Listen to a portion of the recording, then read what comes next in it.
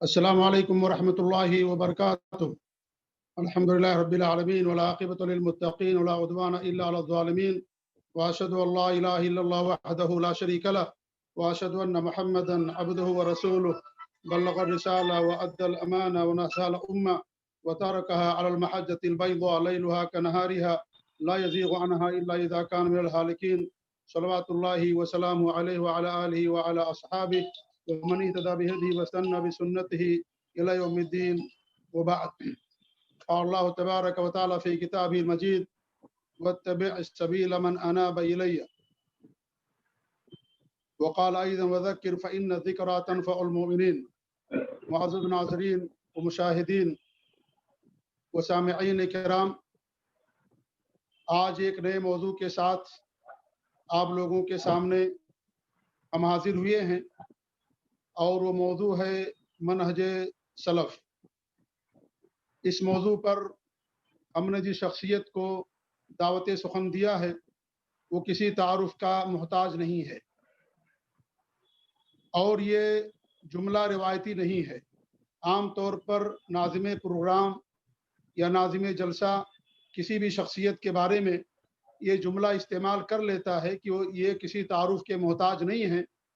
میں نے جان بوجھ کر کے جملہ استعمال کیا ہے۔ اس جملے کی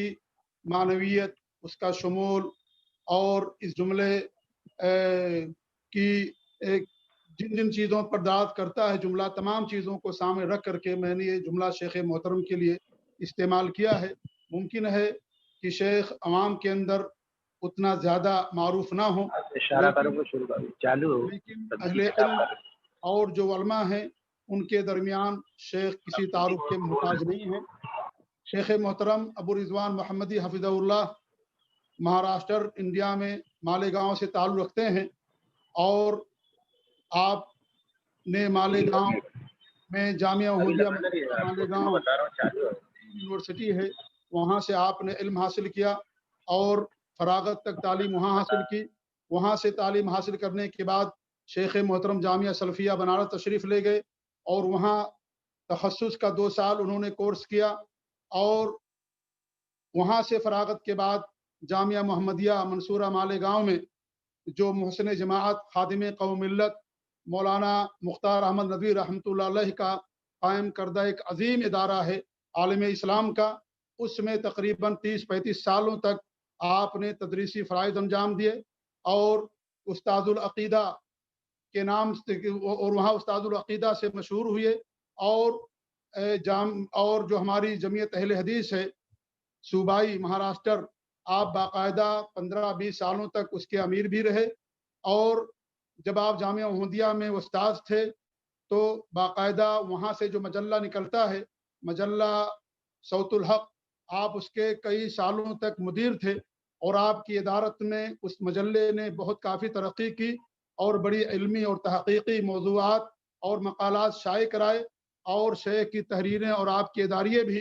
میں اس زمانے میں نے دیکھا اور پڑھا کہ آپ کے اداریے کو بھی بہت سارے مجلات نے شائع کیا۔ تو الحمدللہ آپ کی تحریریں، آپ کی تقریریں منہج سلف کی عکاسی کرتی ہیں، ترجمانی کرتی ہیں، اور میں یہ بات کہہ سکتا ہوں کہ آج ہمارے ہندوستان میں منہج سلف کی بے باک ترجمانی کرنے والوں میں ایک بڑا اور مشہور نام شیخ ابو رضوان محمدی حفظہ اللہ کا ہے۔ یہ ہمارے لیے، ہمارے تمام سامعین کے لیے، تمام ناظرین کے لیے بڑی سعادت کی بات ہے کہ آپ نے ہمیں وقت دیا، اور اس موضوع پر آپ خطاب کرنے کے لیے اس وقت ہمارے سامنے تشریف لا چکے ہیں۔ اس لیے میں اور کچھ نہ زیادہ کہتے ہوئے میں شیخ محترم سے بڑے ادب اور احترام کے ساتھ میں دعوت سخن دیتا ہوں کہ شیخ محترم اپنے موضوع کو ہمارے سامنے پیش فرمائیں۔ منہج سلف اور مقرر شیخ ابو رضوان محمدی حفظہ اللہ، اور شیخ اس وقت مرکز الامام بخاری تلولی میں استاد ہیں اور تدریسی فرائض انجام دے رہے ہیں، اور کافی مصروفیت ہے شیخ کی، اور کافی شیخ کے دروس اور بیانات واٹس ایپ پر، یوٹیوب پر ہمارے سامنے منہجی بیانات آتے ہیں۔ اس لیے میں نے اس موضوع کے لیے سب سے زیادہ جس شخصیت کو موضوع مناسب سمجھا وہ ہمارے شیخ محترم شیخ ابو رضوان محمدی صاحب حفظہ اللہ۔ اس لیے میں شیخ سے ادب و احترام کے ساتھ گزارش کرتا ہوں کہ شیخ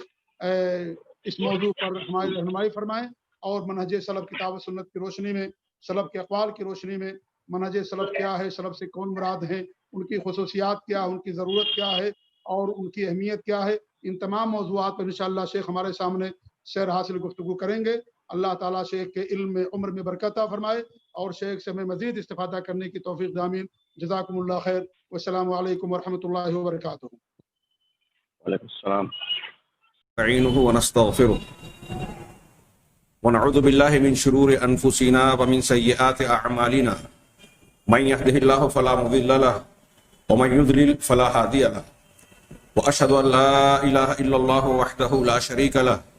واشہد ان محمدا عبدہ ورسولہ، اما بعد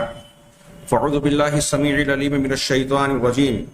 بسم اللہ الرحمن الرحیم۔ یا ایہا الذین آمنوا اتقوا اللہ حق تقاتہ ولا تموتن الا وانتم مسلمون۔ یا ایہا الناس اتقوا ربکم الذی خلقکم من نفس واحدہ وخلق منها زوجها وبث منهما رجالا كثيرا ونساء واتقوا الله الذي تساءلون به والارحام ان الله كان عليكم رقيبا۔ یا ایہا الذین آمنوا اتقوا الله وقولوا قولا سدیدا يصلح لكم اعمالكم ويغفر لكم ذنوبكم ومن يطع الله ورسوله فقد فاز فوزا عظيما۔ قال الله تبارك وتعالى في كلامه المجيد، اعوذ بالله من الشيطان الرجيم، اهدنا الصراط المستقيم صراط الذين انعمت عليهم غير المغضوب عليهم ولا الضالين۔ آمین۔ محترم بزرگوں، دینی بھائیوں، اسلامی ماؤں اور بہنوں، ہم اپنے گرد و پیش میں اور دنیا میں اس بات کا کھلی آنکھوں سے مشاہدہ کر رہے ہیں کہ یہاں بہت سارے ادیان اور مذاہب پائے جاتے ہیں، مختلف ملتیں ہیں، شرک اور کفر کے، تعدد الہ کے، تثلیث کے، تنویت کے یعنی دو خداؤں کو ماننے والے، اور توحید کا دین بھی ہے۔ یہ جتنے بھی مذاہب ہیں، اللہ تبارک و تعالیٰ نے ان تمام کو ظلمات سے تعبیر کیا۔ پھر دین توحید جو اللہ تبارک و تعالیٰ کا آسمان سے نازل کیا ہوا صاف و شفاف دین برحق ہے، جس کے بارے میں اللہ کا ارشاد ہے، ان الدین عند اللہ الاسلام، اللہ کے نزدیک پسندیدہ دین، قابل قبول دین صرف الاسلام ہی ہے۔ اسی طرح اللہ ہی کا ارشاد ہے، فرمایا وَمَن يَبْتَغِ غَيْرَ الْإِسْلَامِ دِينًا فَلَن يُقْبَلَ مِنْهُ، جو اسلام کے علاوہ کسی اور دین کو اختیار کرے گا، چاہے گا، تو وہ دین اور مذہب اس سے قطعی اور ہرگز قبول نہیں کیا جائے گا۔ ان دو آیتوں کی روشنی میں بھی اگر انسان غور کرے تو سب سے بڑا مسئلہ اس کے سامنے زندگی کا یہ ہوتا ہے کہ ہوش و حواس آنے کے بعد اپنی زندگی کو صحیح رخ دینے کے لیے صحیح دین، صحیح مذہب اختیار کرے، اس کی تلاش اور جستجو کرے۔ انسان کے لیے کھانے پینے اور سانس لینے کے لیے ہوا کی جتنی ضرورت ہے، اس سے بڑی، اس سے زیادہ اہم ضرورت یہ ہے کہ وہ یہ جانے کہ اس کے لیے سچا راستہ، نجات کا راستہ کون سا ہے، کون سا دین سچا دین ہے۔ اللہ تبارک و تعالیٰ نے اسی لیے مومن بندوں کے تعلق سے اپنی ولایت کا ذکر کر کے جس احسان کا ذکر فرمایا وہ ہے کہ انہیں ظلمات سے نور کی طرف نکالتا ہے۔ اللہ ولی الذین آمنوا، اللہ ایمان والوں کا ولی ہے، ان کا دوست ہے۔ اس دوستی کے لیے اللہ تبارک و تعالیٰ کون سا انعام دیتا ہے؟ اس دوستی میں دنیا کی بہت ساری نعمتوں کا تذکرہ نہ کرتے ہوئے پروردگار نے جس عظیم الشان نعمت کا ذکر کیا وہ یہ کہ یخرجہم من الظلمات الی النور، کہ بندوں کو، مومن بندوں کو پروردگار اپنی ولایت کی بنیاد پر، دوستی کی بنیاد پر ظلمات سے نور کی طرف نکالتا ہے۔ ظلمات جمع ہے، یعنی گمراہیاں، غلط مذاہب، گمراہ دین اور مذاہب، یہ جتنے بھی مذاہب باطلہ ہیں سب ظلمات کے معنی میں آ گئے۔ اللہ ان سے بچا کر، نکال کر ایمان والے بندوں کو نور کی طرف، یعنی نور ہدایت کی طرف، توحید اور دین برحق کی طرف لاتا ہے، اس کی رہنمائی فرماتا ہے۔ اب ہم یہ دیکھتے ہیں کہ اللہ تبارک و تعالیٰ نے اپنے نبی جناب محمد رسول اللہ صلی اللہ علیہ وسلم پر جو دین نازل کیا اور قرآن اور سنت کی روشنی میں جو صاف و شفاف اور خالص مذہب اللہ کے نبی صلی اللہ علیہ وسلم نے امت کو علماً عملاً قدوتاً اسوتاً یعنی علم کے طور پر درس دے کر عملی طور پر اس کو بروئے کار لا کر اس کا نمونہ پیش کر کے تربیت کے طور پر صحابہ کرام کو اس پر چلا کر ہر اعتبار سے بالکل اچھی طریقے سے اس دین کو پہنچا دیا. لیکن تاریخ کا قدم جب آگے بڑھا تو ہم دیکھتے ہیں کہ اس اسلام کے نام لینے والے، اس کی طرف نسبت رکھنے والے بہت سارے گروہ، جماعتیں اور امتیں پیدا ہو گئیں، الگ الگ فرقے پیدا ہو گئے، ہر ایک کا اپنا نجات کا اور برسر حق ہونے کا دعویٰ ہے. یہاں اللہ کے نبی جناب محمد رسول اللہ صلی اللہ علیہ وسلم کی وہ پیشین گوئی اور وہ تنبیہ جس میں امت کے لیے آگاہی بھی ہے یاد آتی ہے، جو کوئی مخفی چیز نہیں ہے کہ آپ نے ارشاد فرمایا کہ یہود و نصارہ 72 فرقوں میں بٹے، میری امت 73 فرقوں میں بٹے گی. وستفترق امتی الی 73 فرقہ، 73 فرقوں میں بٹے، کلہم فی النار، یہ سب کے سب جہنم میں جائیں گی. جو الجماعت سے اللہ کے نبی صلی اللہ علیہ وسلم کے بتائے ہوئے دین اور طریقے سے الگ راستے اختیار کریں گی تو جس قدر وہ گمراہی میں مبتلا ہوں گی اسی کے اعتبار سے وہ جہنم کی مستحق ہوں گی. کوئی دائمی عذاب کا شکار ہوگا، کوئی عارضی عذاب کا، لیکن یہ سب کے سب نبی کریم صلی اللہ علیہ وسلم کے منہج اور طریقے سے ہٹنے کی بنیاد پر کلہم فی النار کے دائرے میں آئیں گے الا ملۃ واحدہ، سوائے ایک ملت کے، اور یہی الجماعت ہے. اور اس کی صفت بتائی کہ یہ وہ ملت ہوگی جو میرے اور میرے صحابہ کے طریقے پر ہے. اللہ کے نبی صلی اللہ علیہ وسلم نے یہ صرف معلومات کے طور پر ہمیں بیان نہیں کیا، جیسا کہ میں نے کہا یہ تنبیہ اور آگاہی بھی ہے، امت کے لیے ارشاد اور رہنمائی ہے کہ فرقہ بندیاں ہوگی، اختلافات ہوں گے، گروہ بندیاں ہوگی، تمہیں وہ طریقہ اختیار کرنا ہے جو الجماعت کا طریقہ ہے. اور اسی طریقے کی جستجو کے طور پر آج کا ہمارا عنوان ہے منہج سلف. اس کی وضاحت سے پہلے اس کی ضرورت پر میں روشنی ڈالنا چاہتا ہوں. علامہ ابن قیم رحمہ اللہ فرماتے ہیں،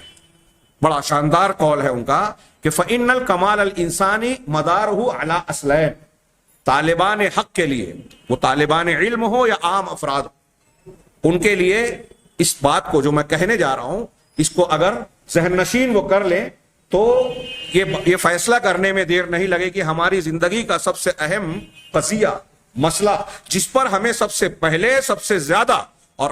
توجہ دینا چاہیے اور اس پر قائم رہنے کے لیے ہر وقت چوکنا رہنا چاہیے، وہ کون سا مسئلہ ہے؟ وہ اس مسئلے میں ہے کہ علامہ ابن قیم کہہ رہے ہیں کہ انسانی کمال کا دار و مدار اس بات پر ہے، دو بنیادوں پر ہے. انسان کامل ہو، نجات کے لائق ہو، اس کا دار و مدار دو اصل اور دو بنیادوں پر ہے. پہلا یہ معرفت الحق من الباطل وایثارہ علیہ، پہلی بات کہ باطل سے حق کو الگ کر کے جاننا، اس کو پہچاننا، اس بات کی شناخت اور پہچان ہمیں حاصل ہو جائے کہ یہ حق ہے اور اس کے علاوہ جو دوسرے راستے اور طریقے ہیں، مذاہب اور دین ہے، مناہج ہے، وہ باطل، وہ ناقابل قبول ہیں، اسے اختیار نہیں کرنا ہے، اس سے بچنا ہے. حق کو جاننے کے ساتھ ساتھ باطل بھی جانے، اور پھر ان دونوں کو جاننے کے بعد حق کو باطل پر ترجیح دے. دوسری بات کہ باطل کو چھوڑ کر رد کر کے حق کو اختیار کرے. علامہ ابن قیم آگے کہتے ہیں کہ اللہ کے نزدیک دنیا اور آخرت میں انسانوں کا کمال اور مختلف درجات جو ہوں گے، کامیاب ہونے کے اعتبار سے، انعام پانے والوں کے اعتبار سے، اور انعام سے محروم ہونے والے سزا یافتہ لوگوں کے اعتبار سے، وہ انہی دو بنیادوں کے درجات کی بنیاد پر ہوگا کہ کون بندہ حق کو باطل سے الگ جان کر باطل کو چھوڑتا ہے اور حق کو قبول کرتا ہے، یعنی صحیح منہج کو، صحیح عقیدے کو، صحیح دین کو اختیار کرتا ہے. جو جتنا اس میں آگے ہوگا اللہ کا تعالیٰ کے نزدیک کامیاب ہونے والوں میں وہ اس کا درجہ اتنا بلند ہوگا، دنیا اور آخرت میں وہ اتنا زیادہ کامیابی کی معراج پر ہوگا. آگے کہتے ہیں کہ اللہ تبارک و تعالیٰ نے انہی دو بنیادوں پر اپنے انبیاء کرام اور نیک بندوں کی تعریف کی اور قرآن کی بعض آیات کا ذکر کیا جیسے وَاذْكُرْ عِبَادَنَا إِبْرَاهِيمَ وَإِسْحَاقَ وَيَعْقُوبَ، اور پھر آگے پوری آیت بیان کی کہ یہ جو انبیاء کرام علیہ الصلوۃ والسلام کی تعریف اور ستائش فرمائی رب العالمین نے، وہ انہی دو بنیادوں کی وجہ سے کہ انہوں نے حق کو پہچانا،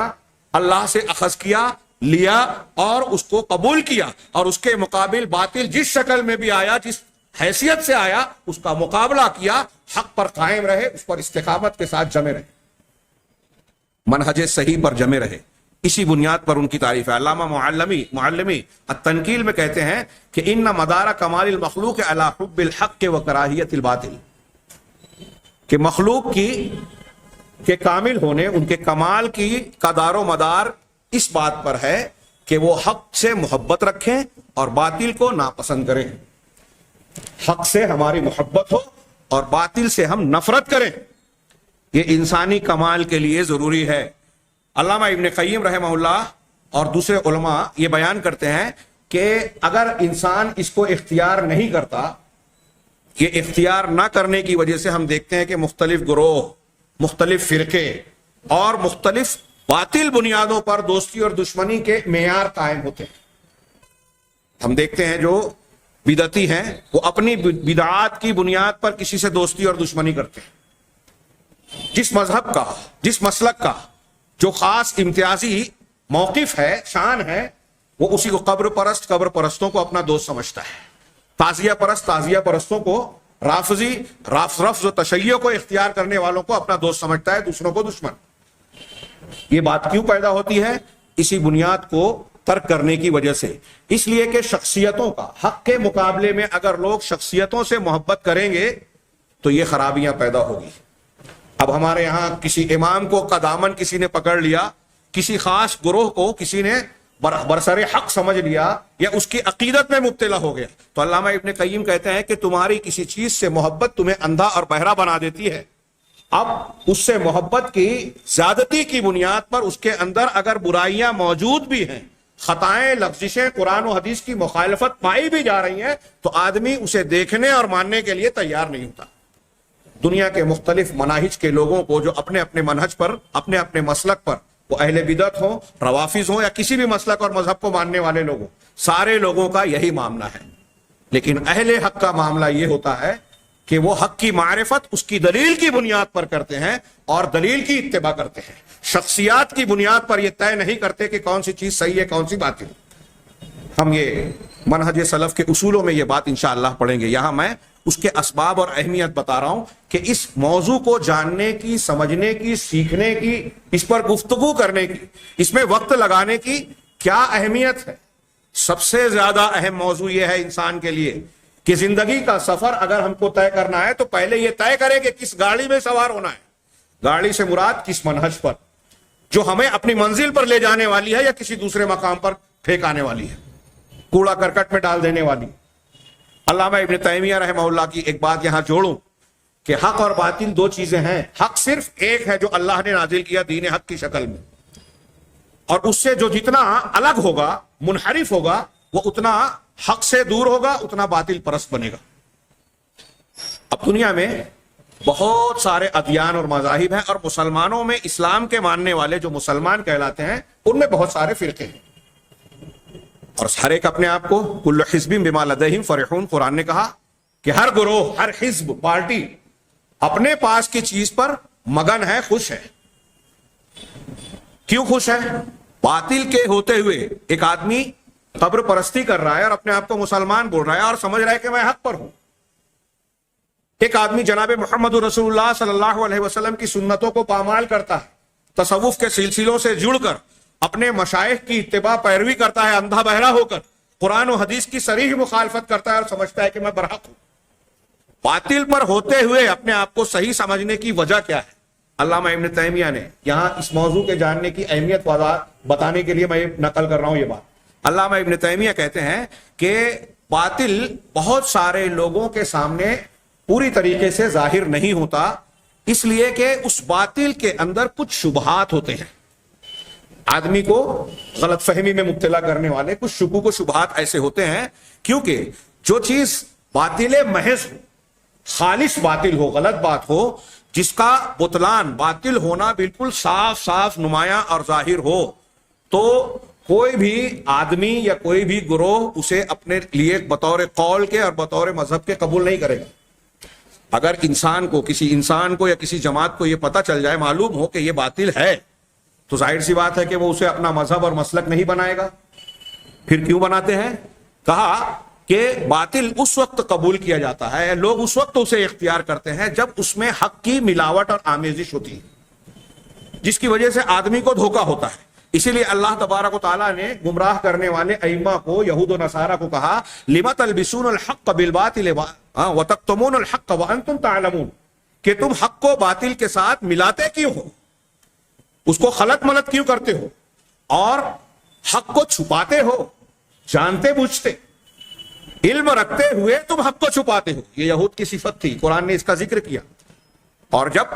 حق کو چھپا کر حق کے ساتھ باطل کی ملاوٹ کے ساتھ پیش کیا جاتا ہے دین کو، اس دینی تعلیمات کو، تو عوام اور عام لوگ اس سے دھوکہ کھا جاتے ہیں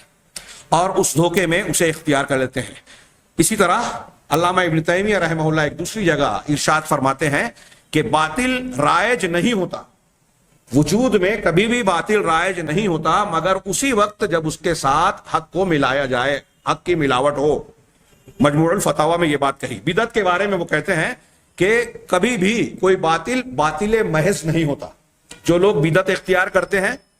اس بدعت کو وہ نیک کام سمجھتے ہیں، عبادت سمجھتے ہیں، حالانکہ وہ بدعت ہے۔ اور جناب محمد رسول اللہ صلی اللہ علیہ وسلم کی زبان مبارک سے متعدد مقامات پر وہ رد ہے، اللہ کے ہاں ناقابل قبول ہے۔ کل بدعت ضلالہ، ہر بدعت گمراہی، ہر گمراہی جہنم میں لے جانے والی۔ من عمل عملا لیس علیہ امرنا فہو رد، بالکل صاف فرمان آپ کا کہ ایسا کوئی بھی عمل جس پر ہمارا حکم نہیں ہے، ہماری تصدیق نہیں ہے، نبی کی تصدیق نہیں ہے، وہ اللہ کے ہاں مردود ہوگا، قابل قبول ہو ہی نہیں سکتا۔ پھر بھی لوگ بدعات پر عمل کرتے ہیں، کیوں؟ علامہ ابن تیمیہ اس کی وجہ بتا رہے ہیں کہ کوئی بھی باطل محض نہیں ہوتا جس میں حق کی ملاوٹ نہ ہو۔ اگر ایسا ہوتا کہ خالص باطل ہو تو کسی پر اس کا شبہ نہیں ہوتا، کوئی بھی انسان جانتے بوجھتے باطل کو اختیار نہیں کرتا، بلکہ باطل اس وقت قبول کیا جاتا ہے جب اس کے ساتھ حق بھی ملا ہوا ہو۔ کچھ باطل ہوتا ہے، تھوڑا موڑا حق بھی ہوتا ہے، دکھائی دیتا ہے۔ ایسا ہی علامہ ابن تیمیہ بڑی اچھی مثال دے رہے ہیں سمجھانے کے لیے کہ مشرکین کا جو مذہب اور دین ہے، کفار کا، اہل کتاب کا جو مذہب اور دین ہے، اس کا معاملہ بھی ایسے ہی ہے کہ اس میں حق، کچھ چیزیں حق بھی ہے ان کے باطل کے ساتھ، ان کے شرک اور ان کے کفر کی، ان کے خرافات کے ساتھ کچھ چیزیں ان کے پاس حق بھی ہے۔ لہذا یہ اہل کتاب اور یہ اہل شرک مشرکین، چاہے وہ ہندو ہوں، بدھسٹ ہوں، جین مذہب کے ماننے والے ہوں، یا مسلمانوں میں جو گمراہ فرقے ہوں، رافضی ہوں، اہل تصوف ہوں، اشعری ہوں، ماتریدی ہوں، معتزلہ ہوں، اہل قبر پرست ہوں، دوسرے کوئی بھی ہوں، ان کے پاس جو بھی خبریں ہیں یہ خالص جھوٹ نہیں ہوتی، ان کے جھوٹ کے ساتھ ساتھ کچھ باتیں سچی بھی ہوتی ہیں، اور ہر وہ بات جس کا وہ حکم دیتے ہیں وہ پورا کا پورا فساد اور خرابی والا نہیں ہوتا، بلکہ اس میں کچھ نہ کچھ سچائی ہوتی ہے، اور جو وہ احکامات اختیار کرتے ہیں اس میں کچھ نہ کچھ فائدے اور مصلحتیں بھی ہوتی ہیں۔ اس کے باوجود ان کے باطل میں حق کی مصلحت اور فائدے کی چیزوں کے موجود ہونے کے باوجود وہ کفار ہیں، وہ مشرکین ہیں، وہ گمراہ ہیں، اللہ کے یہاں ان کا دین و عمل قابل قبول نہیں ہے۔ کیوں؟ اس لیے کہ ان کے پاس اگرچہ تھوڑا موڑا حق ہے لیکن اس میں باطل کی ملاوٹ ہے، شرک ہے، کفر ہے، خرافات ہے، دین حق کی مخالفت ہے۔ یہاں اس حدیث کو یاد کیجئے جس میں حضرت حذیفہ بن یمان رضی اللہ تعالی عنہ، جن کو صاحب سر رسول کہا جاتا ہے، اللہ کے رسول صلی اللہ علیہ وسلم کے رازدار، انہوں نے ایک لمبی حدیث میں جو صحیح بخاری کی ہے پوچھا، اللہ تعالیٰ نے جو ہمیں پہلے جاہلیت میں تھے، شر میں تھے، پھر خیر دیا دین کی شکل میں، کیا اس خیر کے بعد شر ہے اور کیا پھر اس شر کے بعد خیر ہے؟ تو جو شر کے بعد خیر کا آپ نے ذکر کیا، اس میں کہا کہ ہاں وہ خیر تو ہوگا لیکن اس میں دخن ہوگا، ملاوٹ ہوگی۔ کچھ لوگ ہوں گے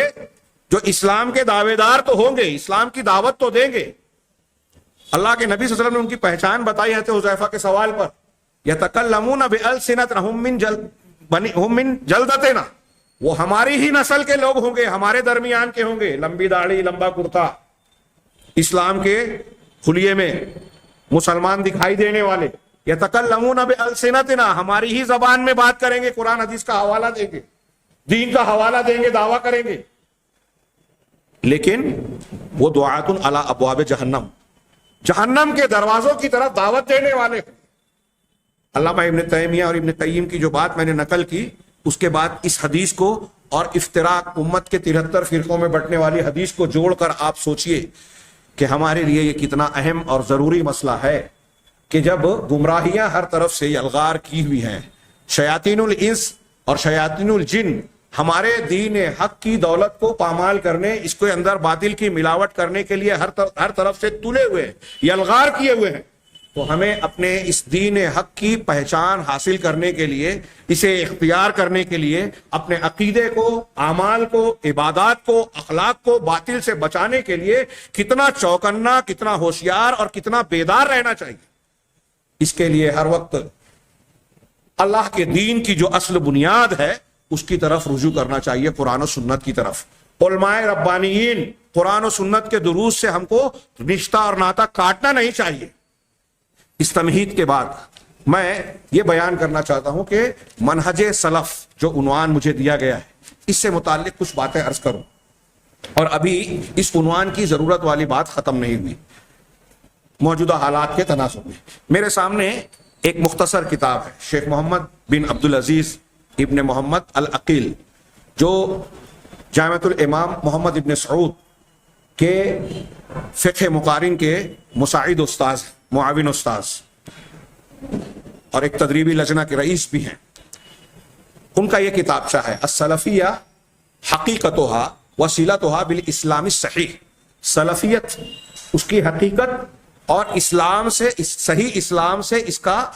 تعلق اور رشتہ۔ مجھے بہتر معلوم ہوا کہ میری باتیں ترتیب وار، جیسا کہ ہمارے مشائخ نے مطالبہ کیا ہے کہ عناوین کو بالترتیب 2 یا 3 دروس میں سمیٹا جائے، جبکہ یہ بہت پھیلا ہوا موضوع ہے، اور اگر ہم دوسرے مذاہب، مسالک سے منہج سلف کا، سلفی منہج کا مقارنہ کریں، اس کا موازنہ کر کے ایک ایک جزیات کے سلسلے میں گفتگو کریں، تو اس کے لیے یہ 3-4 دروس بہت کم ہے، لمبی گفتگو کی جا سکتی ہے۔ تو بات کو سمیٹے رکھنے کے لیے میں نے اپنے سامنے یہ ایک کتابچہ رکھا، اس کے کچھ نکات، کچھ باتوں کو بھی ترتیب پیش کر کے، اور اللہ کی توفیق سے کچھ وضاحت اور کچھ ضروری باتیں جو مجھے توفیق ملے گی میں بیان کرنے کی کوشش کروں گا۔ سب سے پہلے انہوں نے اس موضوع پر کتاب لکھنے کے تعلق سے کہ اس موضوع کو میں نے کیوں اختیار کیا، اس کے اسباب کیا ہیں، وہی جو میں بیان کر رہا ہوں کہ اسے پڑھنے سمجھنے کی وجوہات یا تقاضے کیا ہیں ہم جانیں۔ تو انہوں نے چند اسباب کا ذکر کیا، میں نے جو سبب بیان کیا اس کے تناظر میں اس کے بعد یہ دیکھیے، وہ کہتے ہیں کہ سلفیت جو ہے،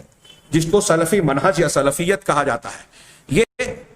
خالص اور صحیح اسلام کی پوری سچی نمائندگی کرتی ہے۔ دنیا میں روئے زمین پر آج اسلام کے نام پر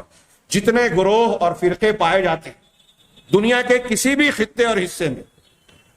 ان کے بزرگان، ان کا انتساب دنیا کی کسی بھی بڑی سے بڑی شخصیت کی طرف کیوں نہ ہو، چاہے وہ اہل بیت کی طرف اپنا انتساب کیوں نہ کرتے ہوں، صحابہ، تابعین، ائمہ ہدی کی طرف انتساب اور نسبت کیوں نہ کرتے ہوں،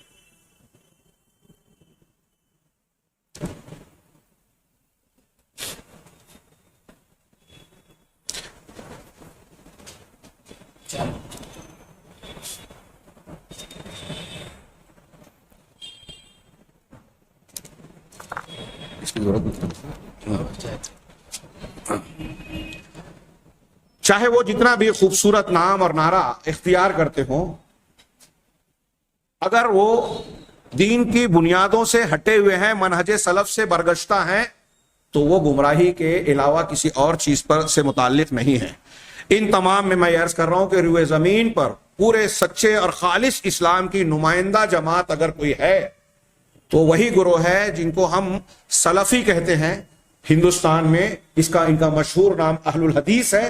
کتابوں میں اور عمومی نام جو اصطلاحی طور پر بیان کیا جاتا ہے اہل السنہ والجماعہ۔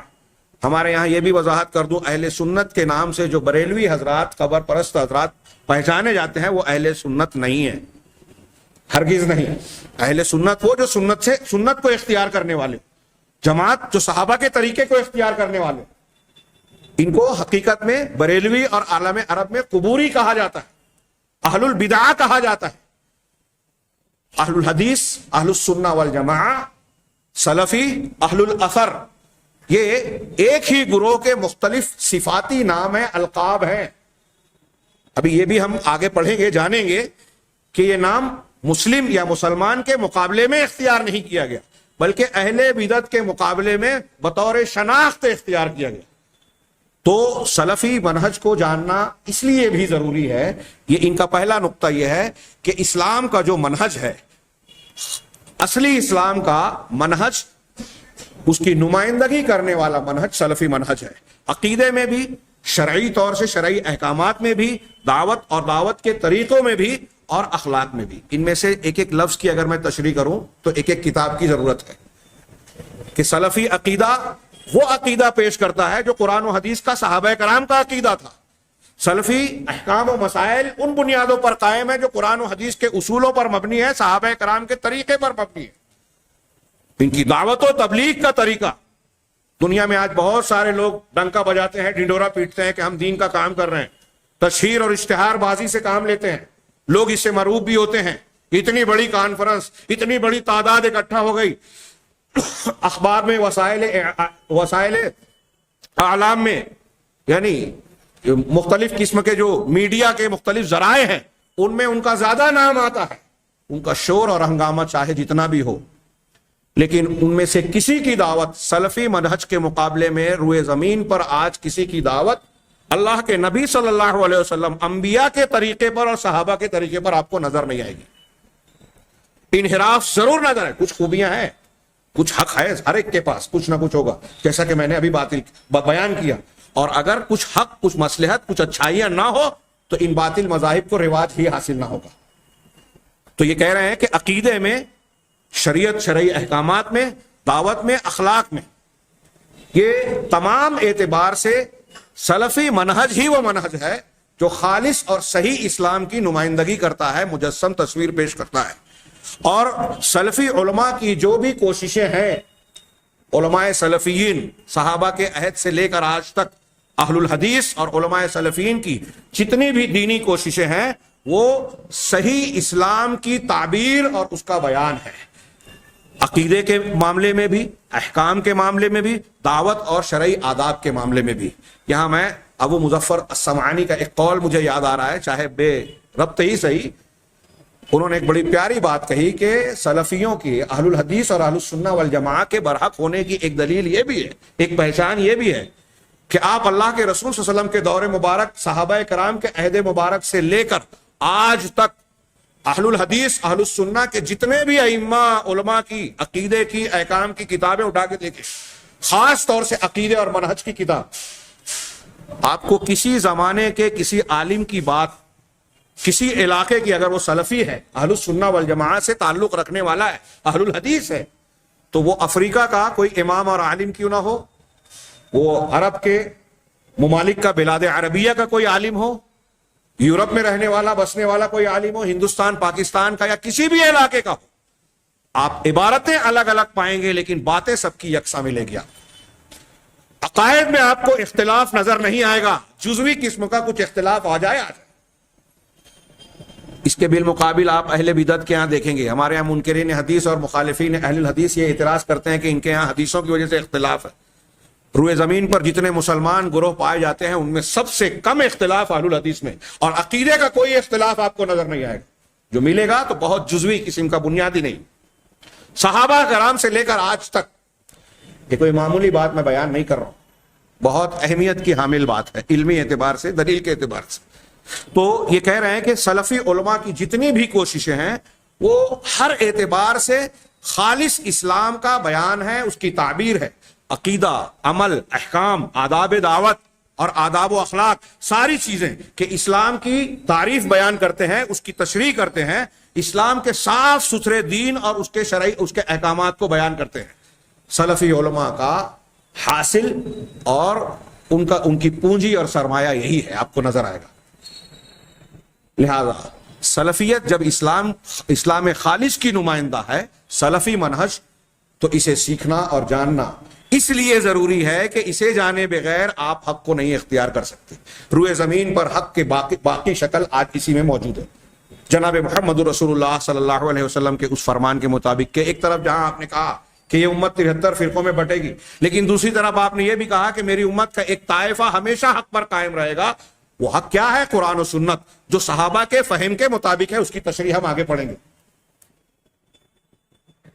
ایک گروہ ہمیشہ حق پر غالب، قائم اور منصور رہے گا. ان کے مخالفین ان کا کچھ بگاڑ نہیں پائیں گے. مخالفت ہوگی، یہ سنت ہے اللہ کی، ہر زمانے ہر علاقے میں ہوگی مخالفت. مختلف قسم کی عداوتیں، بغض و عناد کے معاملات ان کے ساتھ کیے جائیں گے. لیکن یہ غائب ہو گیا. لیکن جو ہے اللہ تبارک و تعالی یہ آزمائش کے طور پر اپنی سنت کے مطابق ان مراحل سے انسانوں کو گزارتا ہے. اور سلفی دعوت کو بھی ان مرحلوں سے گزرنا ہی ہے. ہر زمانے میں ایک گروہ حق پر ہمیشہ قائم رہے گا. وہ گروہ کون سا ہے آگے ہم جانیں گے کہ سلف اور خلف میں جتنے معتبر علماء اور ائمہ گزرے ہیں وہ کہتے ہیں کہ اللہ کے نبی صلی اللہ علیہ وسلم کے اس فرمان کے مصداق کہ ایک گروہ جو حق پر قائم رہنے والا ہے وہ اہل الحدیث ہی ہیں. علی ابن مدینی، امام بخاری، امام ترمذی، عبداللہ ابن مبارک، امام احمد بن حنبل رحمہم اللہ یہی کہتے ہیں. امام احمد کہتے ہیں کہ اگر یہ اہل الحدیث نہیں ہے تو میں نہیں جانتا کہ اور کون. یہ جو پہلا نقطہ انہوں نے بتایا، اس کے تناظر میں تھوڑی سی وضاحت میں نے کی. دوسری بات کہ کیوں یہ موضوع جاننا، سیکھنا، اس کو پڑھنا، جاننا ضروری ہے کہ آج مسلمانوں کی کمزوری، پسماندگی، دوسروں سے پچھڑ جانے، یہ قوم جو خیر امت کی شکل میں آئی تھی، دنیا کی رہنما بن کر آئی تھی اور ایک لمبے عرصے تک دنیا کی قیادت کی ہر میدان میں، 800 سال تک دنیا میں کوئی چیز اگر ایجاد ہوتی تھی تو مسلمانوں کی طرف سے ہوتی تھی. آج ہر اعتبار سے مسلمان پچھڑے ہوئے ہیں. سیاسی اعتبار سے، اقتصادی اعتبار سے، تعلیمی اور علمی اعتبار سے. اس کی سب کی بنیادی وجہ کیا ہے کہ دینی اعتبار سے پچھڑ گئے. یہ کہہ رہے ہیں کہ یہ جو مسلمانوں کی کمزوری ہے، ان کا ضعف اور اضمحلال ہے، ان کا انحطاط اور پسماندگی ہے، اس کی بنیادی وجہ یہ ہے کہ دین کی حقیقت سے ان کا دور ہو جانا اور کتاب و سنت کا، امت کے سلف کے منہج کو چھوڑ کر کتاب و سنت سے دوری اختیار کرنا، اس کے منہج سے منحرف ہو جانا. چنانچہ عقیدے اور احکام اور اس کے اصولوں کے سلسلے میں یہ امت کتاب و سنت کو صحابہ کے طریقے سے اختیار کرنے سے ہٹ گئی ہے اس ڈگر سے. یہی ان کی کمزوری کی بنیادی وجہ ہے. لہذا اگر ہم اور آپ چاہتے ہیں، امت اگر یہ چاہتی ہے کہ امت پھر سے بیدار ہو اور برتری اور بلندی حاصل کرے، کامیابی اور کامرانی اور ترقی کے منازل کو طے کرے، تو اس کے لیے ضروری ہے کہ کتاب و سنت کو مضبوطی سے تھام لے، اس کی طرف پلٹے، قرآن و حدیث کو صحابہ اور سلف کے منہج کے مطابق اختیار کرے. حضرت امام مالک کا وہ قول آب زر سے لکھنے کے لائق ہے، لن یصلح آخر هذه الامه الا بما اصلح به صلح به اولها، او کما قال کہ اس امت کے آخری حصے کو، یعنی تاریخ کے آخری ادوار میں بھی اصلاح اسی چیز سے ہو سکتی ہے جس سے پہلے دور کی ہوئی، صحابہ کرام، تابعین کی. کیسے ہوئی؟ قرآن، حدیث اور نبی کریم صلی اللہ علیہ وسلم کی تعلیمات سے. جس چیز سے پہلے گروہ کی تربیت ہوئی، رعیل اول کی، اسی کے ذریعے سے آخری کی بھی اصلاح ہوگی اور ترقی ہوگی، ترقی حاصل ہوگی. اس کے بغیر امت ترقی نہیں کر سکتی. مسلمانوں کے ضعف و اضمحلال کے جو لمبے لمبے محاضرات تیار کیے جاتے ہیں، تقریریں کی جاتی ہیں، اس میں مسلمانوں کے آپس کے اختلافات، فرقہ بندیاں، بد اخلاقیاں، شرک اور بدعت کا وجود جو سب سے بنیادی وجہ ہے، یہ ساری چیزیں کیوں ہیں؟ قرآن حدیث سے سلف کے فہم کے مطابق منحرف ہو جانا، اس کو اختیار نہ کرنا. صحابہ نے جس طرح سے قرآن و حدیث کو جانا، مانا، اختیار کیا، اس طریقے سے ہم جانتے مانتے نہیں ہیں، اختیار نہیں کرتے، اسی لیے پسماندگی اور انحطاط کا شکار ہے. تیسری وجہ، اس وجہ سے بھی ضروری ہے کہ ہم اپنی ترقی کی راہوں پر آگے بڑھیں. اس کے لیے ضروری ہے کہ ہم قرآن و حدیث کے منہج کو، سلف کے منہج کو جانیں اور سیکھیں. تیسری بنیاد، تیسری وجہ انہوں نے بیان کی کہ ابھی اخیر میں، آخری زمانوں میں، ماضی قریب میں ایسا بہت ہوا کہ سلفیت اور سلفیوں کے متعلق ظالمانہ قسم کے جھوٹ کو، بہت ساری جھوٹی باتوں کو، الزامات کو عام کیا گیا، خوب عام کیا گیا، یہاں تک کہ یہ جھوٹی تہمتیں اور الزامات اس نے بہت سارے اہل حق کو بھی شکوک و شبہات میں مبتلا کر دیا۔ میں صرف اشارہ کروں، ہمارے یہاں سعودی حکومت کتاب و سنت کی نمائندگی کرتی ہے، اخبارات یا میڈیا اس کے بارے میں اگر کوئی جھوٹی بات پھیلاتی ہیں تو اغیار غیر مسلم طاقتیں اور عناصر تو الگ بات ہے، مسلمانوں کے مختلف گروہ اسے خوب اچھالتے ہیں، خوب تشہیر کرتے ہیں، اس پر مذاق اڑاتے ہیں، منفی تبصرے کرتے ہیں، اور اس کو بنیاد بنا کر سلفیت اور سلفیوں کو طعن و تشنیع کا نشانہ بناتے ہیں، مختلف قسم کے الزامات دیتے ہیں۔ ہاں، بلکہ یہ شبہات اور افتراءات اب ایسا ہو گیا کہ کچھ لوگوں کے نزدیک یہی سلفیوں کی پہچان بن گئی ہے۔ ہاں، اور اس سلسلے میں بہت ساری کتابیں لکھی جا رہی ہیں۔ بعض لوگوں نے تجزیہ کر کے بتایا کہ امریکہ میں 9/11 کا جو حملہ ہوا تھا ٹوئن ٹاور پر، ہاں، جو سلفیوں نے نہیں کیا تھا، وہ موجودہ دور کے اگر اس میں کچھ ہاتھ مانا بھی جائے تو یہ ثابت ہوا کہ یہود کی سازش تھی، اور جو مسلمان اس میں اگر استعمال بھی ہوئے تو انہیں آج کے دور کے خارجی کہا جا سکتا ہے۔ اس کا تذکرہ میں آگے کروں گا اگلے دروس میں انشاءاللہ۔ تو ان کے خلاف کہہ رہے ہیں کہ ٹوئن ٹاور کے حملے کے بعد سے روزانہ کم سے کم 1 یا 2 کتاب روزانہ سلفیت کے خلاف لکھی جا رہی ہے یورپ اور امریکہ میں، روزانہ کی شرح سے۔ Web sites, T V channels, اخبارات، رسائل و جرائد الگ ہیں جو سلفیوں اور سلفیت کے خلاف مختلف شبہات کو عام کرتی ہیں۔ باقاعدہ اس بارے میں تحقیقی مضامین اور مقالات، محاضرات منظر عام پر آ چکے ہیں کہ یورپ اور امریکہ کے جو تھنک ٹینک ہیں، ان کے دانشوران جو دنیا پر حکومت کرنے کے لیے نقشہ بناتے ہیں، لائحہ عمل تیار کرتے ہیں، تو یہ بھی واضح کرتے ہیں کہ ہمیں کہاں کون سا چیلنج ہے جس کا سامنا کرنا ہے۔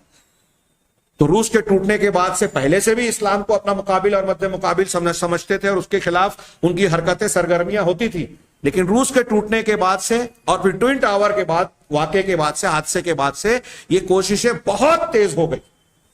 اور ان کے دانشوران کا کہنا ہے کہ ان کی تہذیب و ثقافت اور دین کے لیے دنیا میں اگر کوئی چیلنج ہے تو اس خالص اسلام ہے، اور خالص اسلام کو ماننے والا کوئی گروہ ہے تو وہ سلفیوں کا گروہ ہے، وہ گروہ جو یہ کہتا ہے کہ قرآن و حدیث کو ہم صحابہ کے طریقے پہ مانیں گے۔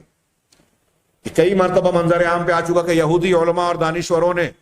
نصارہ کے، یعنی امریکہ کے جو تھنک ٹینک ہیں، ان لوگوں نے یہ واضح کیا کہ ہمارے لیے سب سے بڑا خطرہ وہ اسلام ہے جو قرآن و حدیث کا دعویٰ کرتا ہے، جو سلفی کہلانے والا گروہ ہے، یہ ہمارے لیے سب سے بڑا چیلنج ہے، اس کے علاوہ دوسروں سے ہمیں کوئی خاص خطرہ نہیں۔ علامہ البانی رحمہ اللہ کے سامنے ایسی ہی ایک بات پیش کی گئی تھی، تو انہوں نے کہا تھا کہ یہ سلفیوں کے لیے خوشخبری ہے، یہ ان کی حقانیت کے لیے ایک حوصلہ بخش بات ہے۔ ان کو یہ سمجھنا چاہیے کہ باطل حق کو پہچانتا ہے، اور وہ حق نہیں ہو سکتا جس سے باطل کو ڈر نہ لگے۔ آگے اس کی بھی تفصیل آئے گی۔ چنانچہ یہ کہتے ہیں کہ جو تالیفات لکھی جا رہی ہیں کثرت سے، اگرچہ کہ یہ جتنے بھی افطراءات ہیں اس کا خوب شور اور ہنگامہ مچایا جا رہا ہے، خوب کتابیں لکھی جا رہی ہیں، مضامین تحریر کیے جا رہے ہیں، آج سوشل میڈیا پر اہل حدیث سلفی اور سلفیوں کے متعلق اور سلفیت کے متعلق بہت ساری ایسی بیہودہ الزامات اور بے بنیاد باتیں بیان کی جا رہی ہیں، لیکن یہ سب کے سب سمندر میں جھاگ کے مانند ہے جو چھٹنے کے لائق ہے۔ ان کی کوئی زیادہ یہ چیزیں، جھوٹ دیر پا نہیں ہوتا، جھوٹ کے پیر نہیں ہوتے، زیادہ چل نہیں پاتے۔ آپ دیکھیں گے تاریخ اسلام میں اللہ کے رسول صلی اللہ علیہ وسلم کے زمانے سے لے کر بعد کے ادوار میں مختلف قسم کے اعتراضات اور الزامات سے اسلام اور مسلمانوں کو متہم کیا گیا۔ زمانے کے بدلنے کے ساتھ ساتھ الزامات میں تبدیلیاں آتی گئی، اور مختلف اہل بدعت اٹھتے رہے، بجھتے رہے، سامنے آتے رہے مضبوطی کی شکل میں، اور پھر غائب ہوتے رہے، لیکن پوری اسلامی تاریخ میں جو گروہ، جو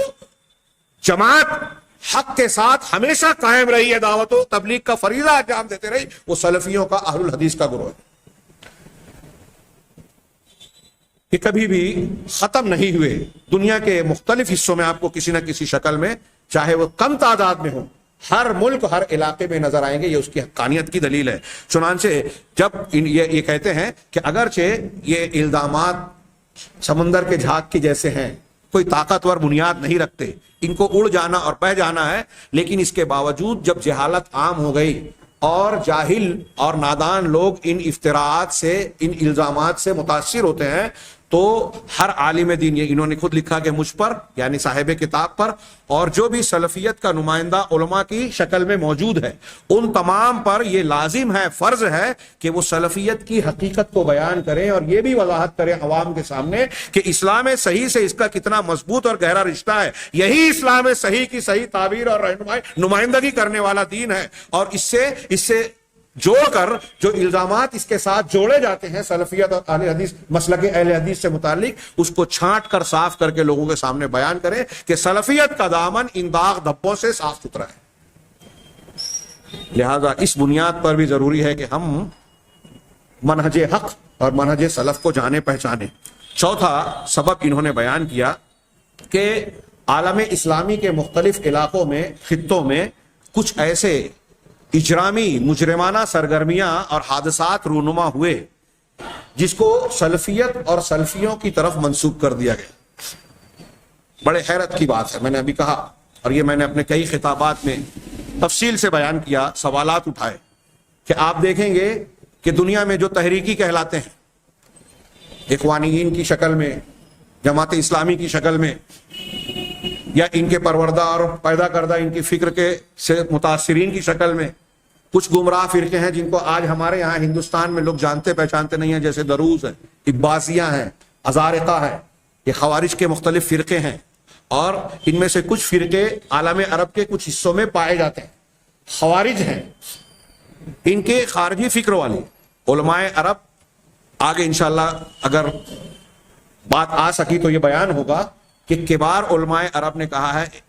کہ یہ جو داعش اور القاعدہ کے لوگ ہیں یہ موجودہ دور کے خارجی ہیں, موجودہ دور کے خارجی ہیں, خارجی فکر کی نمائندگی کرنے والے. ان کے پورے کئی اصول ایسے ہیں جو خارجیت سے بالکل ہو بہو ملتے جلتے ہیں, اہل سنت والجماعت اور قرآن و حدیث کے ثابت شدہ اصولوں کے بالکل خلاف. لیکن جب ان کی طرف سے کوئی بات ہوتی ہے تو اسامہ بن لادن اور فلاں یہ سلفی ہیں, سلفیت سے انہیں جوڑا جاتا ہے. ہمارے ہندوستان کے بھی کچھ حضرات جو ہیں یہ کہتے ہیں کہ ان کے پاس محمد بن عبد الوہاب ابن تیمیہ اور عرب علماء کی کتابیں پائی جاتی ہیں, جبکہ دنیا کے سامنے آ چکا ایمن الظواہری اور یہ لوگ سید قطب حسن البنا تحریکیوں اور خارجیوں کی, جو سلفیوں کے مخالف ہیں, ان کی کتابوں سے استفادہ کرتے ہیں. یہ سلفی منہج کے نمائندے نہیں ہیں. تو یہاں ایک چوتھا سبب بتاتے ہوئے یہ کہہ رہے ہیں کہ عالم عرب میں اور دنیا کے مختلف خطوں میں کچھ مجرمانہ سرگرمیاں, دھماکے, دہشت گردانہ کارروائیاں, تشدد پسندانہ اور انتہا پسندی کی کارروائیاں ایسی سرزد ہوئی کہ داعش کی شکل میں, جو یورپ, امریکہ اور یہود کے اعلی کار تھے حقیقت میں, اور یہ چیز اب منظر عام پر آ چکی ہے کہ ان لوگوں کی بنائی ہوئی یہ تنظیم تھی. ایک طرف وہ سلفیوں کو, سلفیت کو, علماء سلف کو ملزم اور متہم کرتے ہیں. شیخ ابن باز, ابن عثیمین, علامہ البانی رحمہم اللہ, ان جیسے کبار علماء کو کہتے ہیں کہ یہ سرکاری علماء ہے, درباری علماء ہے, حیض و نفاس کے علماء ہیں. ان کا مذاق اڑاتے ہیں, ان کو دھمکی بھیجتے ہیں کہ اگر تم ہمارے خلاف کچھ کہو گے تو تم پر بھی ہم حملہ کر دیں گے. دوسری طرف یہ تشہیر کی جاتی ہے کہ ان کا تعلق انہی علماء سے, انہی کی کتابوں سے استفادہ کرتے ہیں. کتنی عجیب و غریب بات ہے. اور آپ یہ بھی غور کریں کہ ان تحریکی لوگوں کے تعلق سے عالمی سطح پہ اور ملکی سطح پر پکڑ دھکڑ والا وہ معاملہ نہیں ہوتا جو سلفیت پر نگرانی کا کام کیا جاتا ہے. میں اسی لیے کہتا ہوں کہ یورپ اور امریکہ کے دانشور اور محققین, اور ان کی وجہ سے اب ہندوستان کے بھی بہت سارے محکمہ جات مسلمان فرقوں کے بارے میں جو معلومات رکھتے ہیں, آج بہت سارے مسلمان بھی اتنا نہیں جانتے کہ کون سا منہج کتنا صحیح ہے, کون سا منہج قرآن و حدیث کے کتنا موافق ہے. غیر مسلموں کی زبانی یہ بات بہت سارے لوگ سن چکے ہیں, ان کے ریکارڈ میں, ان کی رپورٹس میں یہ بات ہے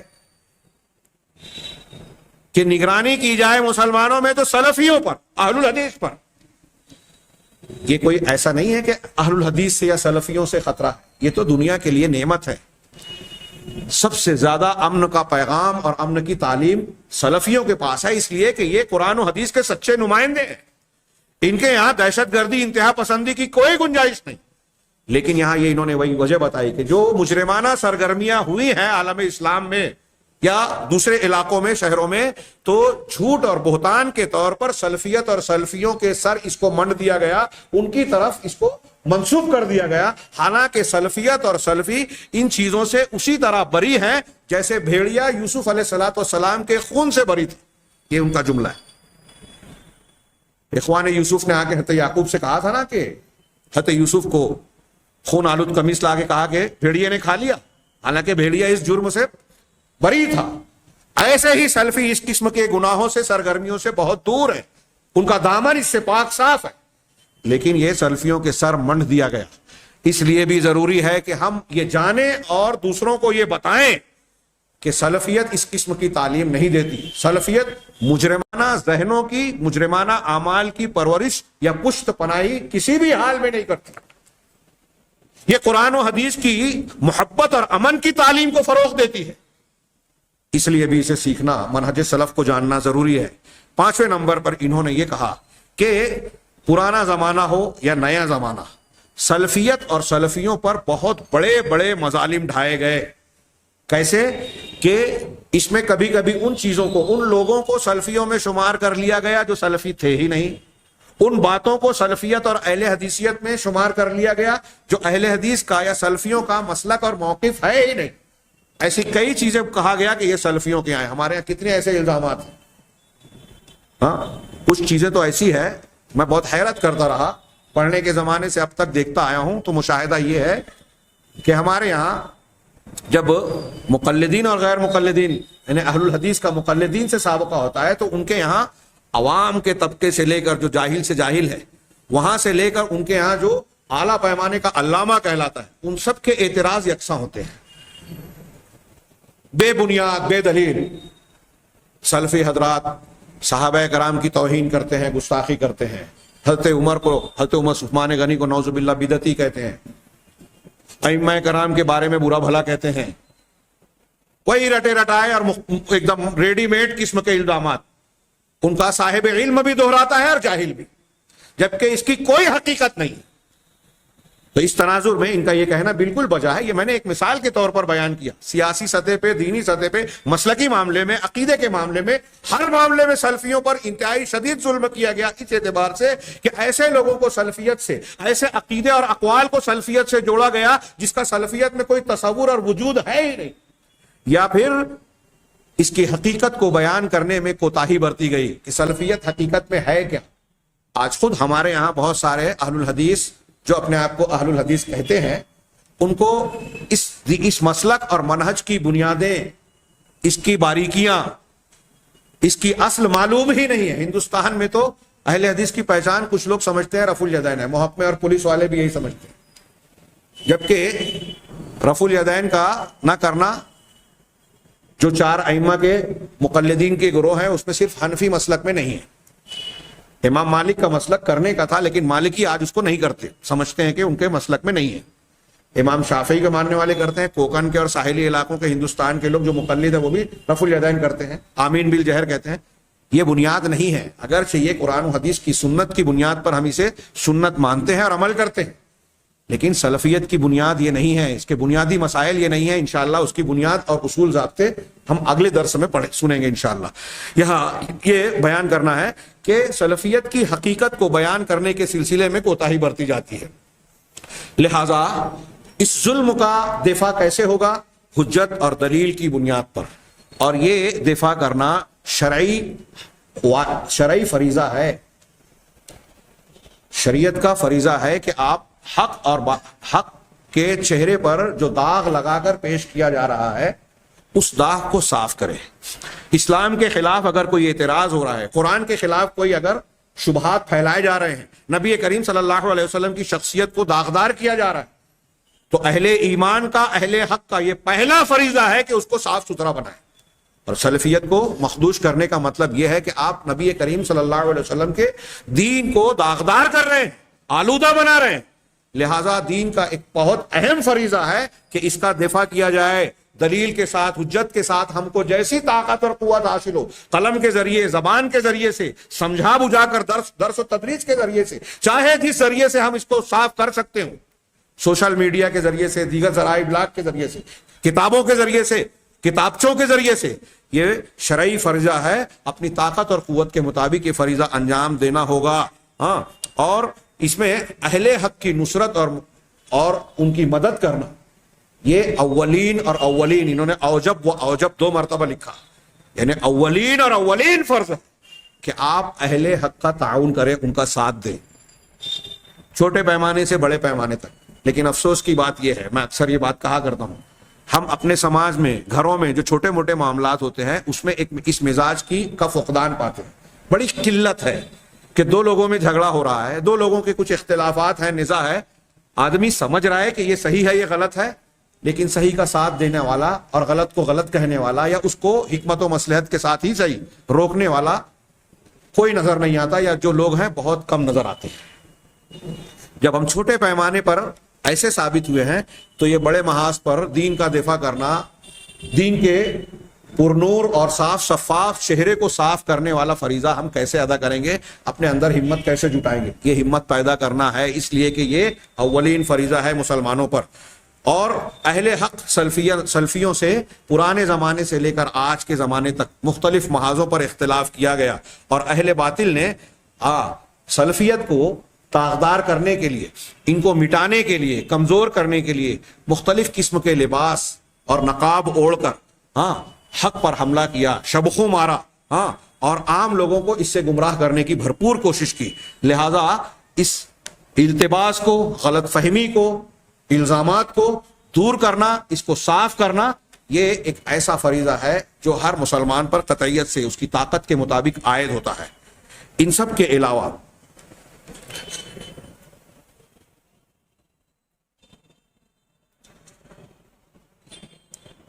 یہ سارے اسباب، اور اس کے علاوہ اور بھی کچھ اسباب ہیں، انہوں نے کہا کہ اس کے علاوہ بھی اور بہت سارے اسباب ہو سکتے ہیں جس کی بنیاد پر شرعی دلیل اور شریعت کے دائرے میں انسان کا یہ فریضہ بنتا ہے کہ وہ اس حق کو ادا کرے۔ گھڑی کے سوئی بڑی تیزی سے آگے بڑھ رہی ہے، میں نے ابھی صرف چند اسباب کا ذکر کیا کہ یہ سلفی منہج کو سیکھنا اور جاننا کیوں ضروری ہے، اس عنوان پر خطاب کیوں رکھا گیا؟ اس لیے کہ یہ ہمارے دین کی بنیاد کو سمجھنے جیسا معاملہ ہے، ہمارے زندگی کے راستے کو طے یہی بات کرتی ہے کہ ہم ہر حق اور باطل کے درمیان تمیز کو سیکھیں۔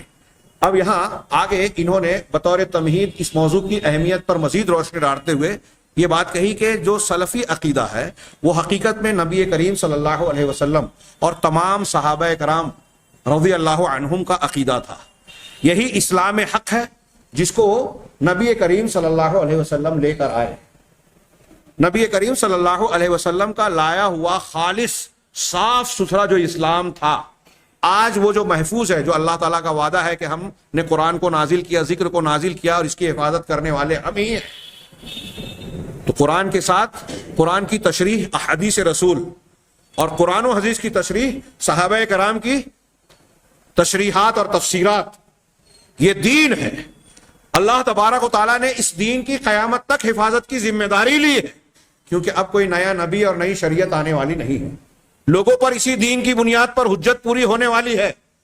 اس لیے ضروری ہے کہ یہ محفوظ ہو۔ اللہ نے اسے کیسے محفوظ کیا؟ قرآن حدیث کی حفاظت کرنے والے اصحاب کو، صحابہ، تابعین، تبع تابعین، اور پوری اسلامی تاریخ میں ایک پوری مسلسل تسلسل کے ساتھ ایک نسل کو ایسا قائم رکھا، زندہ رکھا،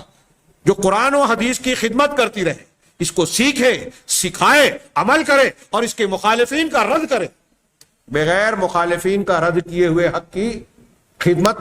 اور اس کا دفاع ممکن نہیں ہے۔ ہمارے ہاں کچھ لوگ دعوت کا کام بھی کرتے ہیں اور یہ کہتے ہیں کہ فضائل کو دیکھو، مسائل میں مت پڑھو، اس میں اختلاف ہوتا ہے۔ کچھ لوگ یہ کہتے ہیں کہ اتحاد و اتفاق کے لیے ضروری ہے کہ اختلافات نہ چھڑے جائیں۔ اب اختلافات نہ چھڑے جائیں تو کیسے؟ شرک اور کفر کا، شرک اور توحید کا اختلاف ہو، کفر اور ایمان کا اختلاف ہو، بدعت و خرافات کا اختلاف ہو، جو مسلمان جیسے کر رہا ہے اس کو کرنے دیا جائے۔ حقیقت یہ ہے کہ ان لوگوں نے رسول اللہ صلی اللہ علیہ وسلم اور صحابہ کرام کے دین کو، اس کے دعوت کے اصولوں کو سمجھا ہی نہیں ہے۔ اتحاد و اتفاق کی بنیاد بھی قرآن و حدیث ہے، منہج سلف ہے. یہ بدعات، خرافات، فرقہ بندیاں دور ہوگی منہج سلف کو اختیار کرنے کی بنیاد پر. اس کے بغیر اگر آپ اتحاد و اتفاق کا خواب دیکھ رہے ہیں تو یہ خواب صبح قیامت تک خواب ہی رہے گا. اور اگر کسی شکل میں کہیں اتفاق نظر آئے بھی تو یہ عارضی ہوگا، پھسپھسا ہوگا، کمزور اتحاد ہوگا. مطلوبہ اتحاد جو اللہ کے یہاں ہے وہ نہیں ہو سکتا. تو اس کی جو بنیاد ہے اتحاد و اتفاق کی، وہ بھی سلفی منہج ہی پیش کرتا ہے. دنیا میں کسی اور کے پاس اتحاد و اتفاق کا صحیح نسخہ، صحیح بنیاد اور صحیح معیار موجود ہی نہیں ہے سوائے سلفی منہج کے. تو یہ آگے کہہ رہے ہیں کہ سلفی منہج جو ہے، سلفیت جو ہے وہ عقیدے میں، منہج میں وہی دین پیش کرتی ہے جو نبی صلی اللہ علیہ وسلم اور صحابہ کرام کا دین ہے، جس کو نبی کریم صلی اللہ علیہ وسلم نے لے کر آیا بالکل صاف ستھرا. سلفی منہج ہی آج وہ اسلام پیش کرتا ہے جو فلاسفہ کے فلسفوں کی گندگیوں اور آلودگیوں سے پاک ہے، شرک کی آلودگیوں سے پاک ہے، تصوف کی خرافات سے صاف ستھرا ہے، اہل بدعت کی بدعات سے بالکل بے داغ ہے. یہ صرف سلفی منہج اسلام کو صاف ستھرے انداز میں پیش کرتا ہے، جس میں اہل تصوف کی خرابیاں نہیں ہیں، جس میں اہل بدعت کی بدعات اور محدثات کا گرد و غبار نہیں ہے، جس میں اہل شرک کی شرکیات کا شائبہ نہیں ہے، جس میں فلاسفہ اور مناطقہ کی عقلی دراندازیوں کا عمل دخل نہیں ہے. وہ خالص دین صرف سلفی منہج پیش کرتا ہے جو جناب محمد رسول اللہ صلی اللہ علیہ وسلم اور صحابہ کرام کا دین تھا. اب یہ کہہ رہے ہیں آگے کہ سلفی دعوت ایسی مبارک دعوت ہے کہ اللہ تبارک و تعالیٰ نے، نبی کریم صلی اللہ علیہ وسلم نے جب اس کا آوازہ بلند کیا تو آپ دیکھیں کہ صرف 13 سال میں کس تیزی سے لوگ جوق در جوق. آپ کی 23 سالہ مدت نبوت میں ابتدائی دور بڑے کٹھن گزرے، لیکن فتح مکہ کے بعد لوگ فوج در فوج اسلام میں داخل ہونے لگے، اور پھر اسلام کے پھیلنے، پھلنے پھولنے کا، اس کے پھریرے کے لہرانے کا سلسلہ اتنی تیزی سے پھیلا کہ دنیا کے آج بھی دانشوروں کے لیے یہ حیرت کا مقام ہے کہ دنیا میں کوئی دین و مذہب اس تیزی سے نہیں پھیلا جتنی تیزی سے اسلام پھیلا. صرف 25-30 سال کی خلفائے راشدین کا جو دور تھا، اس میں دنیا کا 1/3 حصے سے زیادہ مسلمانوں کے زیر نگیں آ گیا، اور مسلمانوں نے صرف زمین کو فتح نہیں کیا بلکہ لوگوں کے دلوں کو بھی فتح کیا. جہاں جہاں ان کا غلبہ ہوتا گیا، لوگ جوق در جوق، فوج در فوج اسلام میں داخل ہوتے گئے. یہ خود تاریخ کا ایک معجزہ ہے اور اسلام کی حقانیت کی بڑی روشن دلیل ہے. چنانچہ آپ دیکھیں گے کہ صحابہ کرام کا جو دین تھا وہاں مسلکی فرقہ بندیاں نہیں تھی، فلاسفہ کا علم کلام نہیں تھا، اہل تصوف کی گمراہیاں نہیں تھی، ان کے دوسرے مذاہب کی اجنبی اقوال اور عقائد کا کوئی دخل نہیں تھا. وہ صاف ستھرا دین جو ہے پوری دنیا میں تیزی سے پھیلا، اور یہ ہم علمی طور پر، عملی طور پر پوری دنیا میں اس کا مشاہدہ کر سکتے ہیں کہ ساری دنیا میں سلفی دعوت کے نشانات پائے جاتے ہیں. یہاں انہوں نے کہا، اور یہ اللہ کے نبی صلی اللہ علیہ وسلم کے اس فرمان جس کا بھی ہم نے ذکر کیا کہ ایک گروہ ہمیشہ قیامت تک حق پر قائم رہے گی، مخالفین ان کا کوئی نقصان نہیں پہنچا سکیں گے، مخالفت کریں گے، ستائیں گے، دکھ اور تکلیف یا مشقت اور محنت ہو سکتے ہیں، یہ اللہ کی سنت ہے جس سے انبیاء کو بھی گزرنا پڑا، یہ ہوگا. لیکن سلفیوں کو لا یضرهم من خذلهم، ان کو بے سہارا چھوڑنے والے ان کو نقصان نہیں پہنچا سکیں گے.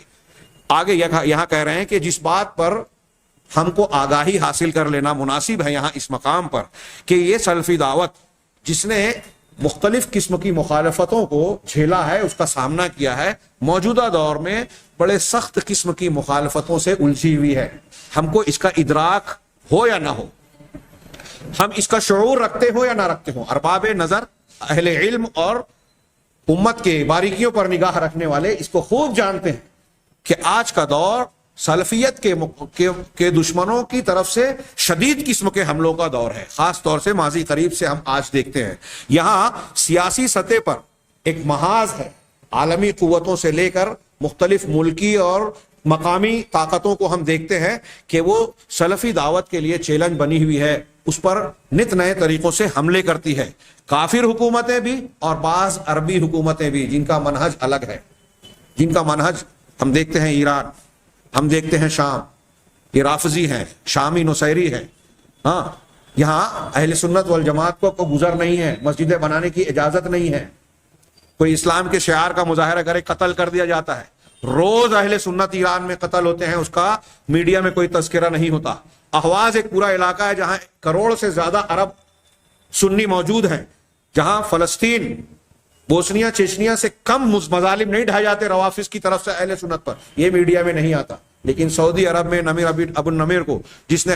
حکومت کے خلاف سازشیں کی, بہت سارے سنیوں کو قتل کرنے کا پروگرام بنایا, اس کو اگر قتل کی سزا دی جاتی ہے تو ہمارے یہاں میڈیا شور مچا دیتا ہے. سیاسی سطح پر کافر حکومتیں اور بعض عربی حکومتیں بھی سلفیت کے خلاف حکومتی سطح پر سازشیں رچتی ہیں, منصوبے بندی کرتی ہیں اور عمل کرتی ہیں. اسی طریقے سے کچھ علم کی طرف نسبت رکھنے والے اصحاب بھی ہیں جو اپنے محاذ سے سلفیت کے دشمن بنے ہوئے ہیں. بلکہ یہاں انہوں نے کہا کہ ایک شکل علمی سطح اور سیاسی سطح کے درمیان آپس میں تال میل اور ایک دوسرے کے تعاون کی شکل بھی پائی جاتی ہے کہ جو حکومتیں ہیں, جو طاقتور طبقہ ہے, سیاسی طبقہ, اس نے ان بدعقیدہ اور گمراہ افکار والے مناہج کے لوگوں کو, صوفیہ ہیں, رافضی ہیں, دروز ہیں, جن کے بہت سارے حصے داعش اور القاعدہ میں نمائندگی کرتے ہیں, اور یہ شیعہ جو روافظ ہیں, حوثی جو یمن میں جو ہے سنیوں کو قتل عام کر رہے ہیں, دروز اور ایسے اور بہت سارے فرقے اور مسلک کے لوگ, یہ ایسے لوگ ہیں جو مختلف سطحوں سے ایک دوسرے کا تعاون کر رہے ہیں, اور ارباب حکومت ان باطل عقیدے اور گمراہ فرقوں کو اپنے لیے آلہ کار کے طور پر استعمال کر کے سلفیت کے خلاف استعمال کرتے ہیں. میں صرف اشارہ کروں, وقت ختم ہو رہا ہے, اذان کا وقت ہو رہا ہے, میں صرف اشارہ کروں کہ آپ یاد کیجئے چند سالوں پیشتر پوتن صاحب کی صدارت میں, روس کا صدر, جو مسلمانوں پر کتنا ظلم ڈھایا جاتا ہے وہاں آپ جانتے ہوں گے, اس کی صدارت تھی, لیکن وہ موجود نہیں ہوئے. چیچنیا کے ایک مقام پر صوفیہ کی عالمی کانفرنس منعقد ہوئی, اور اس کے کچھ دنوں کے بعد ہندوستان میں دلی میں, جس کو یہاں کی فرقہ پرست جماعت اور حکومت نے اس کی تائید کی اور اس کے اخراجات برداشت کی, صوفیوں کی کانفرنس حکومت کی طرف سے منعقد ہو رہی ہے. شیعوں کا تعلق کیا ہے حکومت سے؟ اگر آپ عربی رسائل و جرائد پڑھیں, ہمارے یہاں کے جو رسائل و جرائد ہیں وہ یہودی ایجنسیوں کی مرہون منت ہے. عربوں کی سچی اور حقیقی خبریں بہت کم آ پاتی ہیں. سوشل میڈیا کے دور میں بہت ساری چیزیں سامنے آ جا رہی ہیں. تو یہ سیاسی حکومتوں کا, سیاسی سطح پر سیاسی قوتوں کا باطل عقیدے والے گروہوں کے ساتھ ساز باز کر کے سلفیت کو نشانہ بناتے ہیں. اس میں صوفیہ, رافضی, لیبرل جماعت, جمہوری جماعت, ہاں, یہ سارے لوگ اکٹھا ہیں تاکہ سب مل کر یکبارگی سلفیت کو نشانہ بنائیں. میں یہ بات, اذان کا وقت ہو گیا ہے, اگرچہ یہ بات ادھوری ہے, انشاءاللہ ہمارا یہ درس جو ہے اگلے اور اس کے بعد والے مزید 2 جمعہ کے دن کیا جائے گا, اور اس سلسلے کی بہت اہم بحثیں باقی ہیں. آپ لوگوں سے گزارش ہے کہ اس موضوع کی اہمیت کو سمجھ کر, اگرچہ میرے بیان میں, میرے مضمون میں کوئی کمی ہو, اور ہوگی, انسان ہوں, کم علم ہو, ہاں, لیکن اس موضوع کی اہمیت کے پیش نظر آپ اس پر بھرپور توجہ دے کے اس پورے سلسلے کو ضرور ملاحظہ فرمائیں اور اس پر غور کریں. اس سلسلے میں ہم کو کون سا لائحہ عمل اور موقف اختیار کرنا چاہیے. اللہ تبارک و تعالیٰ سے توفیق مانگیں اور کوشش کریں کہ اللہ تبارک و تعالیٰ ہمیں صحیح دین کو سمجھنے کی توفیق عطا فرمائے, سچے دین کا سپاہی بنائے, اسی پر زندہ رکھے اور اسی پر موت دے, اور اس کے ذریعے سے دنیا اور آخرت کی کامیابیوں سے نوازے. وآخر دعوانا ان الحمد للہ رب العالمین.